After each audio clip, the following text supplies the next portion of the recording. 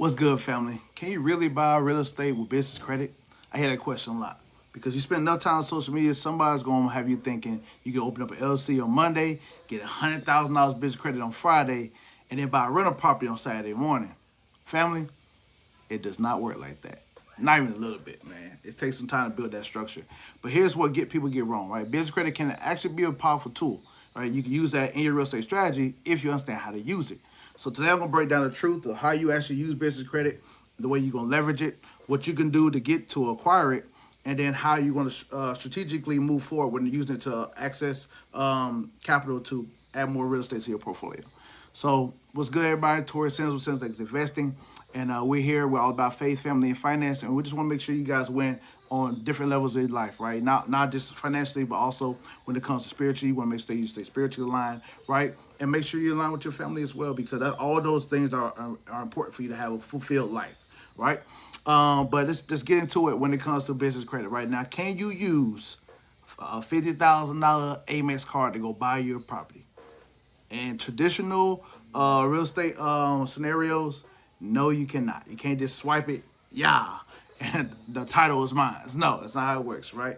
Now, what you can do, if you have access to that capital, you can, in cheaper areas, depending on where you're looking at, you can actually liquidate the card. You can take the $50,000 worth of credit, convert it to cash, minus the fees it's going to take to do that. You know, it could be as high as 4% in fees to take it away. But then you convert it to cash, and now you can use that cash to go purchase you something, purchase your property. Now you can do that, right? But in the sense, you're kind of buying the house in cash. But that's for the house that will have to be cheap enough for you to do that, right? For one, and then that's not even including what type of repairs or what things. If it's that cheap, it's going to need repairs. It's going to need all kinds of the things to set up to make it look the part, right? So if that's your goal, and you use all your access to all your capital just on acquiring a property, well, then you're doing it wrong, guys. You're doing it terribly wrong. All right. So you don't. That's not the way to go about it. A lot of these gurus make it seem like they can just get you that, but nah. It's a method to the madness. Okay. And that's what we do. Well, I mean, us as investing, that's what we do. We focus on getting you guys set up strategically the right way to get access to that large amounts of capital. Okay. So you can negotiate a deal where you can potentially you can negotiate a deal to purchase the property from an owner, maybe in the form of owner financing, right? Where it's like, hey, I give you 10% down this property, you'll give me and I give you the rest of it in 10 years, 5-10 years, balloon payment for the total amount of it. And I just got to make a small monthly payment, principal only, interest only, for the course of, for that time frame. And it's a 30-year amortization, so that basically means like as if I had this property for this amount for 30 years, will be the monthly payment on that 30 years. So very, very little, right? Now you got control of the property, and now you can do whatever you want to make the property nice within that time period. Okay, so now that's when boom. Now I'm gonna come in with my business credit to get my contractors in to go handle the repairs they need to get done, so that way the property can be valued more, and I can now extract out of it that way. Okay, but you have to go through the structure to make sure it's possible. Okay, so one, since they invested, we're gonna make sure your credit is smooth. You look at 700 plus. We're gonna make sure you open LLC, right? Not within a week. It's gonna take some time for you to get there, but then we're gonna help you structure that property too, right? You gotta have the email, the business address, this checklist of things to have on your LLC profile or your escort profile for the banks that want to rock with you, right? You gotta have that as well. You gotta have both of those things in line, and then we'll go to the funding asset after that portion after that point, right? So it's some steps to it. Credit gotta be good, gotta be built, gotta be thick. You gotta have comparable credit, right? You gotta have your cards be a certain limits, right, for you to get approved for the business credit cards on the opposite end. 0% interest is nice, right? But that is temporary. Okay, you got 18, 21 months. So whatever deal you're doing, you gotta make sure that it gets done and accomplished within that time frame. You can't just be lollygagging. Here's the thing, guys: when you deal with contractors, things happens. They gonna always find something new behind those walls. And when they find something new behind those walls, so they gotta make sure they're able to actually accomplish that within the time frame that you set for them. So if that takes longer than your 18 to 21 months that you may got with your business credit card, or now you got interest that's gonna come in full force. Bow. You know what I mean? So you gotta make sure that you have all those things line up properly, right, guys? And we always tell people that whatever credit you're having that you're applying for, the extra that you're having for, have a budget set out for that particular line of credit or that particular credit card, right? Or that particular capital, I would say. You want to have so you want to have this capital set aside strictly for remodeling the roof. This capital set aside completely for doing the bathroom or the kitchen, whatever the case may be, guys. Right? Have all those undialed in before you even move forward with the property. All right. So you got to do your research, guys. Make sure you know what the rent's gonna be, right? Like we talk about this all the time in our videos. What's the value of the property gonna be, right? What's the return rate you gonna get on that? If the interest die out and now it's a 25% interest or 21% interest on the property, on your credit card that you use, the capital that you use to get this property or to remodel this property, but the property itself is only bringing you an 8% return over the course of the year. Math ain't mathing, guys. You know what I mean? Like it's not worth it, right? The expenses outweighs the asset itself. Okay, so you gotta make sure you look at those things.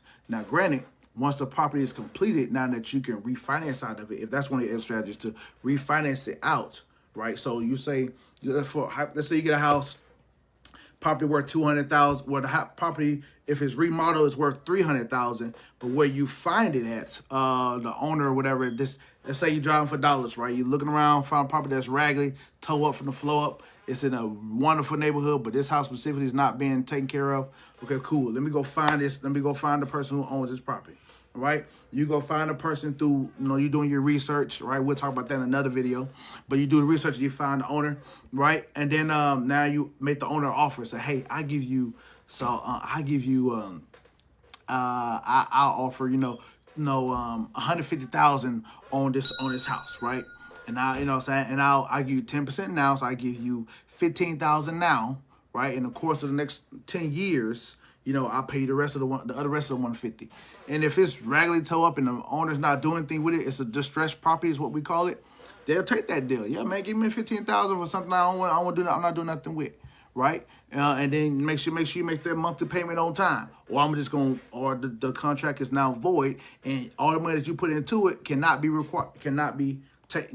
can't get it back. You can't get that $15,000 down payment back, and get this: any repairs you've done to the house, you can't get back. All right. So if you going all in, you gotta go all in. You can't be dilly-dally in with this thing. You gotta make a commitment, and it's easy to make the commitment when you've done the research. When you've done the research and know what it's going to be on the back end, then you don't mind committing to I'll lose that 10% because I'm not gonna lose it because this property is just such a great deal. So say you got the property, you put 15,000, you told the owner you buy for 150, the house is worth 200, 300,000. I would definitely say it need to be closer to 300,000 plus for sure on this particular deal. All right, this all numbers work. And then to remodel it, before you gave that person that 15%, that 10% down, you looked on the inside of the property because you can't trespass beforehand. But on the back end, you can, when they say, okay, yeah, we'll see what we can do. Before you buy it, you do a 30-day inspection period. Now you can take your contract, and then your contractor can actually tell you exactly how much it's going to cost to fix every single aspect. Those numbers add up, let's say, to another $50,000 to renovate it. Right? Just kicks and giggles, right? $50,000 to renovate the whole house. So now, cool. So now you put in 15 plus you got a business credit card that's worth 50,000 on a line of credit.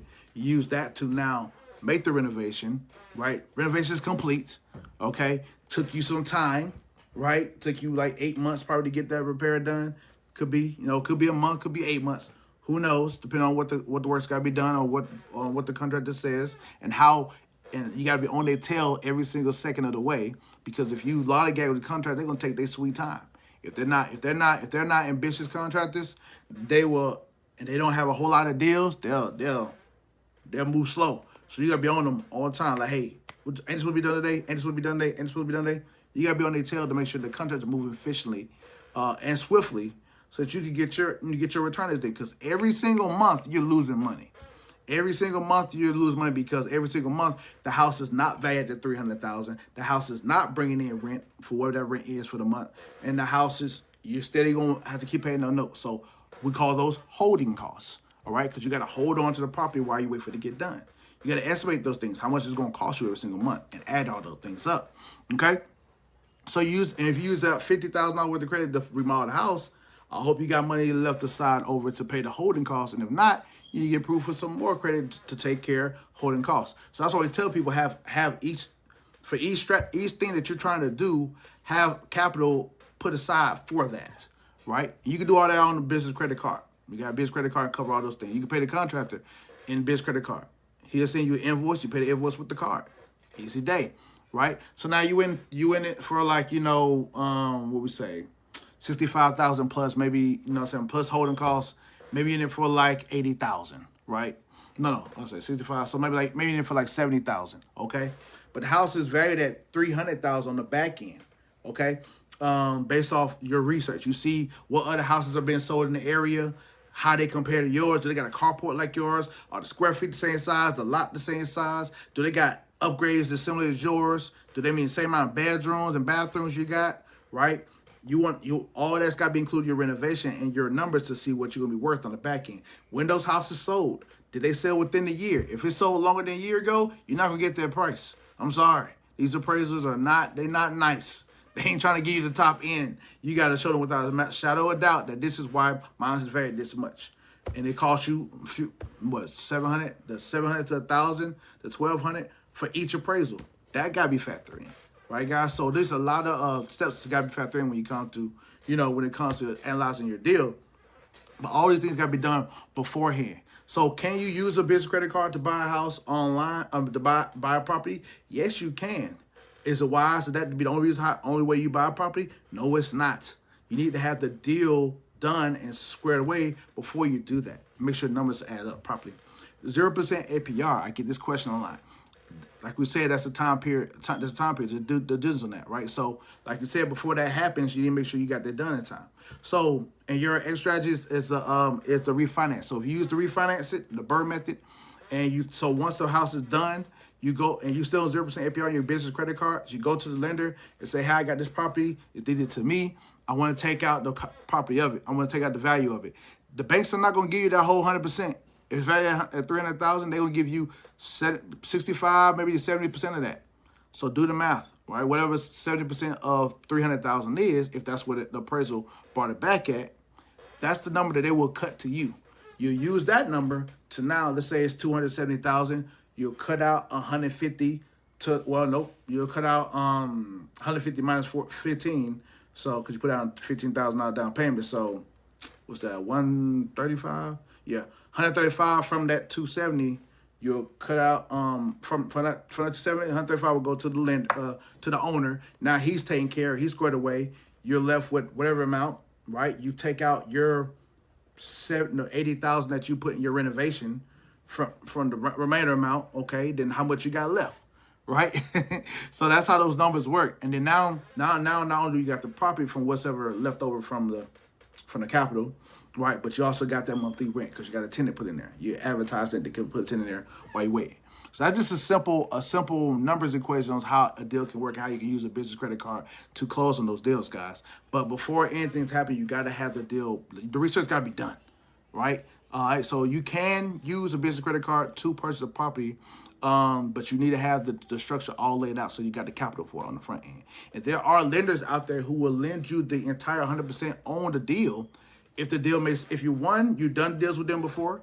That's the beauty. Once you did a few deals before, like at least 3 deals or 3 to 5 deals already on your own with business credit cards. Now you can take the HUD documents is what it's called. When you until you close on the deal, you gotta go to the title company. They're gonna give you HUD documents on the deal being closed to pretty much track record, paper trail of you closing the deal, right? And so they can hit you with capital gains tax later on if you don't roll it into a different property with a 1031 tax exchange. So tidbit there.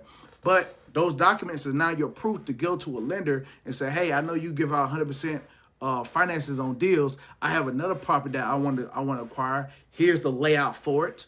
This is how we're going to do it. Here's my team that was going to do it, and it's going to take us around this time frame, and this is the expected payout we're going to get from it.